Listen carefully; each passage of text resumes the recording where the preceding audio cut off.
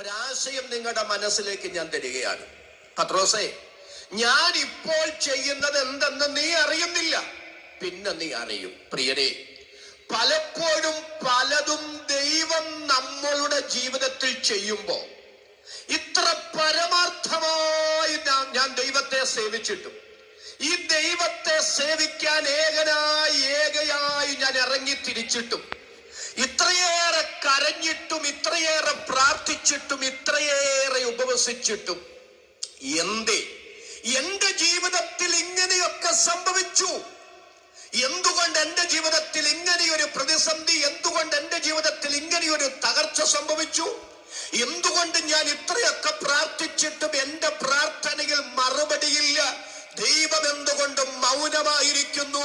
ഒരു വേളയെങ്കിലും ദൈവം പോലും എന്നെ മറന്നു കളഞ്ഞോ, ദൈവം പോലും എന്നെ കൈവിട്ടോ എന്ന് സാഹചര്യത്തിന്റെ സമ്മർദ്ദത്താൽ വേട്ടയാടി ചോദിക്കുക.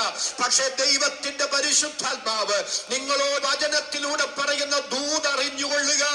ദൈവം പലതും പലപ്പോഴും നിന്റെ ജീവിതത്തിൽ ചെയ്യുമ്പോ അതിന്റെ പിന്നിലെ ദൈവോദ്ദേശം എന്തെന്നറിയാൻ കഴിയാതെ മനുഷ്യനായ നീ വീർപ്പുമുട്ടി എന്ന് വരാം. പക്ഷെ ഈ മറക്കരുത്, ദൈവം അറിയാതെയും ദൈവം അനുവദിക്കാതെയും ഒരു ദൈവ പൈതലിന്റെ ജീവിതത്തിൽ ഒന്നും സംഭവിക്കുന്നില്ല.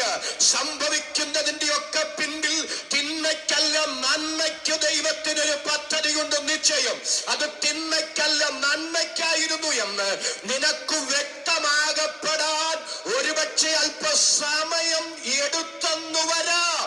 എന്നാലും എഴുതി വെച്ചുകൊള്ളൂ, അത് നിന്റെ തിന്മയ്ക്കായിരുന്നില്ല, അത് നിന്റെ നന്മയ്ക്കായിരുന്നു എന്ന് നിന്റെ കണ്ണിന്റെ മുമ്പിൽ തെളിയിച്ചു തരാൻ എന്റെ ദൈവത്തിന് പദ്ധതിയുണ്ടെന്ന് പരിശുദ്ധാത്മാവ് വചനത്തിൽ